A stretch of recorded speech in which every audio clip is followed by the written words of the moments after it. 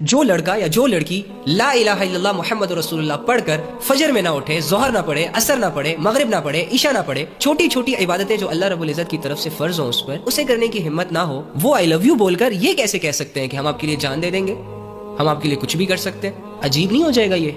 जो इंसान अल्लाह रब्बुल इज्जत से किए गए वादे से मुकर गया हो, वो किसी इंसान से क्या निभाएगा यार? जिस इंसान को अपनी परवाह ना हो, अपनी आखिरत की परवाह ना हो, वो किसी दूसरे की क्या परवाह करेगा? कैसे करेगा? कर ही नहीं सकता। तो ये मोहब्बतों को बदनाम करना छोड़ें। अगर आपने किसी की जिंदगी बर्बाद ही करनी है, अगर आपने किसी की हंसती खिलखिलाती खुशियों को आग ही लगानी है, तो मोहब्बत के नाम पर ना करें। रियलिटीज को लेकर एक दूसरे के सामने आया करें कि भाई नफ्स और शैतान का मारा हूं, मेरे करतूतों की वजह से और बदनजरियों की वजह से डिजायर्स मेरे हिट हो रहे हैं, तो शैतान बनना चाहता हूँ, उसके लिए मुझे आपकी जरूरत पड़ रही है। तो क्या आप अपना आप मुझे कुछ पल के लिए, कुछ महीनों के लिए सौंप सकती हैं? जब आप इन हकीकतों को सामने रखकर किसी के पास जाएंगे ना, तो मुझे नहीं लगता कि कोई भी तुम्हारे प्रपोजल को एक्सेप्ट खाएंगे। जिसके लिए निकाह जैसी हलाल चीज मुश्किल है, उस बेगैरत के लिए ये हराम रिलेशन कैसे आसान हो जाता है? तो ये सारी हवस की गेम है भाई।